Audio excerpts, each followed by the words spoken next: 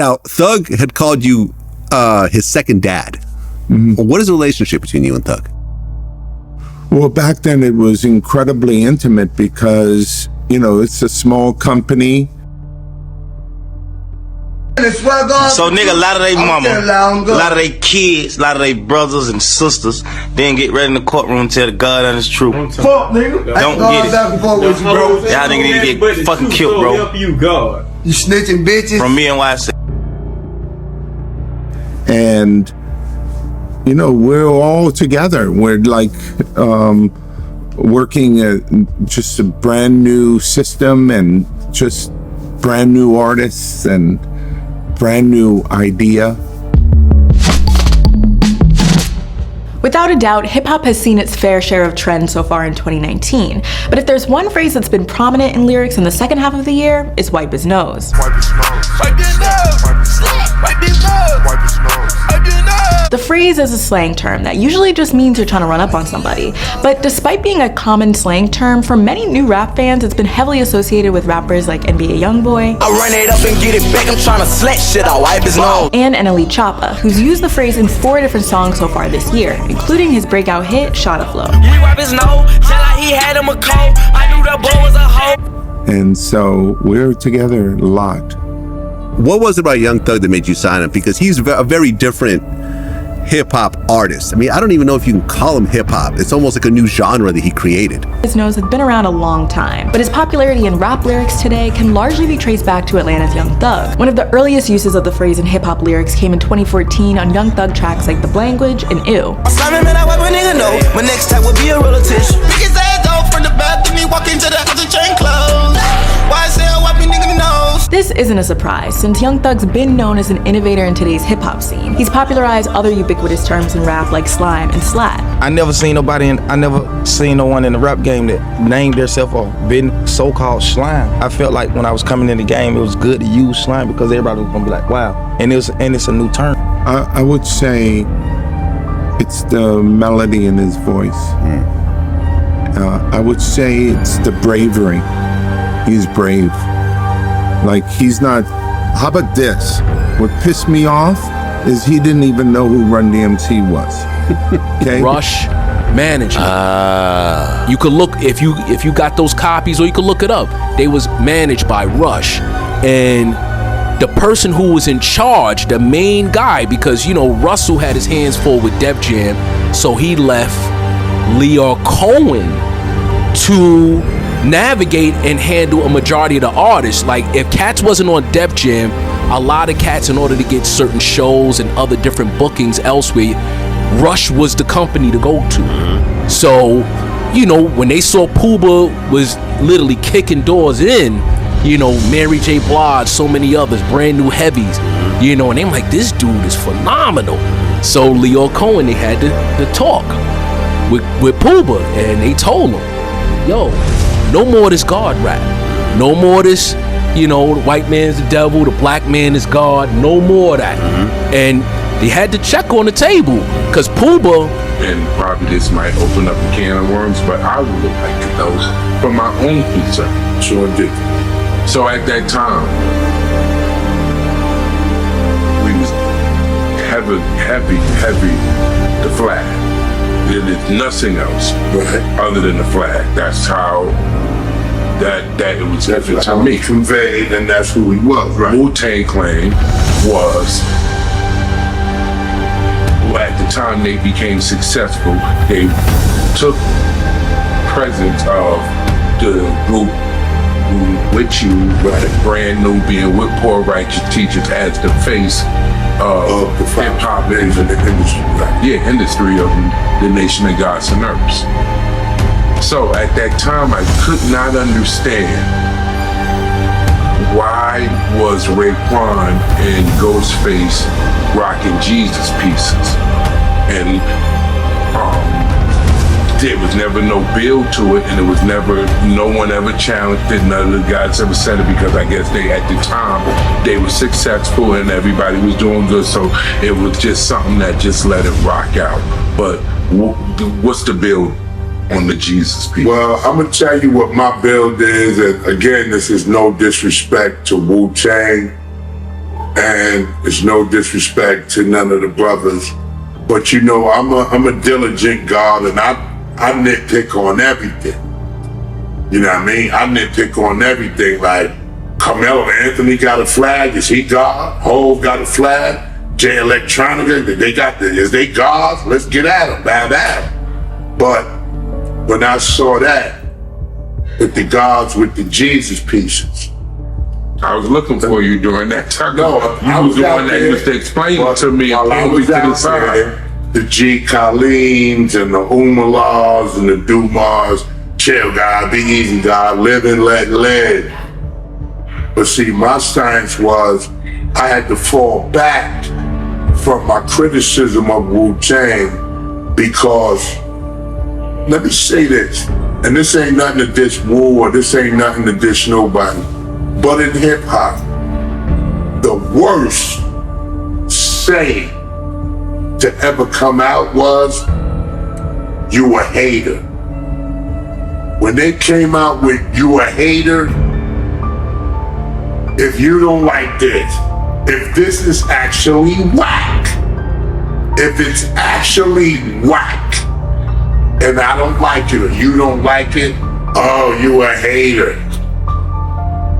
When Puff said, when they said about Puff's shiny suits and all that, right, bye. Oh, they haters.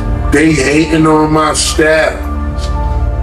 So that means you can't criticize nothing that's whack. So that's why that door, you a hater, left the door open for everything that's whack to come through what's here right now. But back to the Wu with the Jesus piece. You feel me? So now, in that, to them brothers, it's fly to say, oh, peace God, the Raekwon, peace God, the GOAT, peace God to Cat and Inspector Deck, and the peace God, peace. But they wasn't really under the teaching of the Father. You feel me? They was running with the gods, which make them birds of a feather flock together to God. But when we see something contrary to civilization, righteousness, and knowledge of self, yo, God, like, where did Jesus be? Oh, nah, man.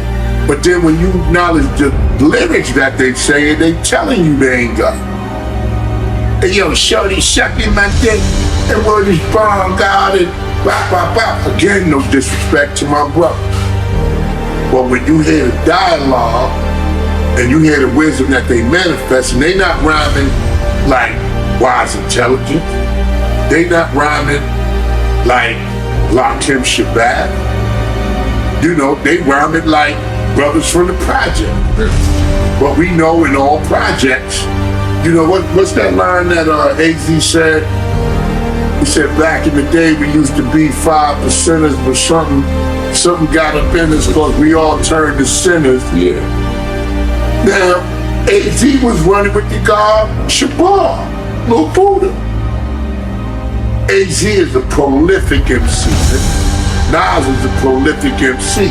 But will we say that they God body, or they just could pick up on the slang and pick up on how the gods move? I didn't know them as such. Right, and really, I can't say, but in all actuality, they not. Yeah. I mean, I didn't know them as such. You know, peace, God. You know, everybody can say peace, God. Dates, mathematics, knowledge, all being born of wisdom, God. But when it comes down to your ways and actions and your build, how you actually make it walk and talk, then that's a different story. And that's where brothers who are not of that said ability don't understand, well, you know, like, yo. And then you got brothers like me, yo, they ain't God. Yo, God, just chill, God. Why you hating? Because they getting paid and you not. This ain't about pay. It ain't about money. It ain't about this, that, and the third. It's about, I got knowledge of self and I build. And these brothers don't seem to be reflecting the same thing. We were on the Public Enemy Bring the Noise tour. Somewhere in the middle of the tour, the order, it switches, and I'm going before EPMD. I'm like, I don't understand it. How is it that, I'm making more money and now I gotta go before them? I came complaining to Chuck. He said that was a decision made by Leor Cohen. So when we had like a weekend off, we found out where Leor was, and we surrounded him in a restaurant and asked him, what was up with that. He stopped eating and said, because you're not Russian. That's what he called the artist with Rush Management. He called them Russian. If you was with Rush Management, I would do the same thing to you. I know you're upset, Kane, but this is the way I protect my artists. If you was with Rush, I would do the same thing to you. And I understand that you're upset, so, you and your guys do what you have to. And then he started eating again. And my man got ready to pound his ass out, and I had to grab him and tell him, nah, come on. As soon as we got outside, I said, I gotta get down with Rush.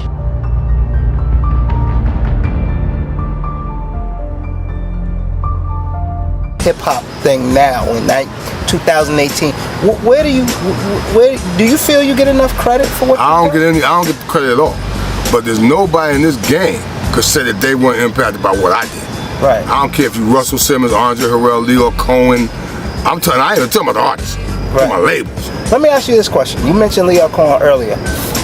He had said some things about Dame Dash. I don't know if you heard, like he kind of discredited Dame Dash to a degree. And Dame Dash feels like he's like a culture vulture. Now, what you did say was he was trying to manipulate his way into Russell. He didn't try, he did. Right. He didn't try to. Listen, I know I'm not mad, Leor. Right. In terms of getting in with Russell, he started out as a roadie. Right. Then went to a road manager. Russell couldn't pay the rent on his office. Leor's daddy had a loft on 19th Street and 6th Avenue. 3rd Avenue, something like that. Right. Russell said, Leor said, we could do the office there, but I gotta be a partner. Gotta be a partner. Oh, he was smart early. Right, early. And we were all young. Right. Him, Andre. And Andre was a part of Rush at the time, too. Wasn't he like a CEO or he was, VP or Russell, Andre? Yeah. Yes, it was him and Russell. Right. All right. I remember I told Russell, I seen Leor. Now, if Leor made a mistake, there was an apartment off to the left, where Andre would take Russell and Leor into the apartment and discuss it. Right. Andre made a mistake, and it's a huge loft. Bunch of employees. Leor would yell across the office, Russell, I told you he don't know what he's doing.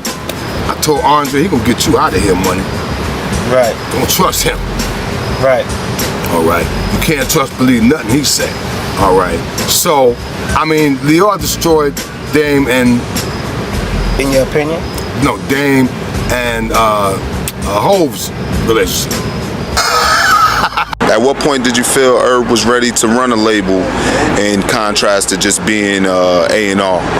Till the motherfucker took it from me. Okay, I would have had him still in fucking A&R for Def Jam had he not said, fuck that. I'm making you too much money. And Irv took. Every great person took what they had. I didn't give him shit. He grabbed it, snatched it, and did it on his own. Because I would have had him still A&R for us had he not had the nuts to go out on his own and bring it. Because a lot of these A&R people are comfortable as a motherfucker. You know what I'm saying? I know what you mean. They prefer being revered A&R people that don't do dick. Irv, brought it and then moved on. I'm happy to have a piece. This guy used to stomp through my door and say, we're gonna sell 5 million albums. I looked at him like he was fucking on crack. And then guess what? Sold 5 million albums. And after a couple of epiphanies, predicting the future, you start writing and listening and doing what he tells you to do. You see, really, the one thing that Gotti's figured out is that he's the boss. You know what I'm saying? He tells us what to do, we do it. We know what's smart for us. It's simple. Irv decided to go, you know what? I'm going to invent the Irv Swerve. I'm going to go and learn this radio shit. And guess what? He learned the radio shit. I'm going to go and I'm going to know about sales. and he learned about sales.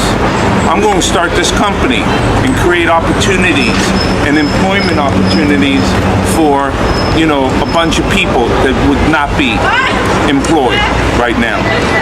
Instead of, you know, a series of other record companies that will remain nameless, that are jerking themselves off and jerking their whole crew off and think it's all about diamonds and cars and how many bitches they can fuck. Irv and his crew are all about their money, building a company that withstands cold periods, because we all get cold. But they're building a company, a sophisticated company, a company that could have revenues of several hundreds of millions of dollars, a company that has incredible executive talent, that know how to sign and develop and nurture acts and grow. And so what's the future hold is, I think the future is bright, because there's an enormous amount of inspiration involved in what Irv is doing and Ja's doing. I mean, come on. He's one of 8 kids. He was last to eat at the table, okay? Last. They had one bathroom. You know what I'm saying? They used to eat in shifts, okay? It's a different thing right now. So, you know, thank God for America. Bad Boy was about aspiration. We were about putting the camera on what's happening, and they were about putting the camera on the possibilities. Right. But it was in Technicolor, and I didn't know how to play in Technicolor. And everything was colorful. Bentley's this, private planes that. We knew about Sevilles, Chevys, trucks, Timberlands. I said to myself, you know, I had a great run, and all good things come to an end. And I was ready to go until that Locks video. Then they put them in Technicolor, and it got me pissed off. Like, that's black and white and shades of gray. You don't Technicolor that. And then I found DMX, and I said, that there's room for aspirational Technicolor, but there's also room for our get